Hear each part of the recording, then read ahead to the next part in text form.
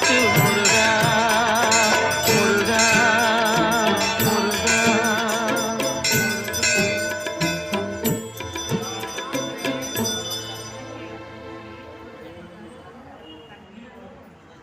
எல்லாருக்கும் கட் பண்ணி கொடுத்துக்கலாம் அப்படின்னு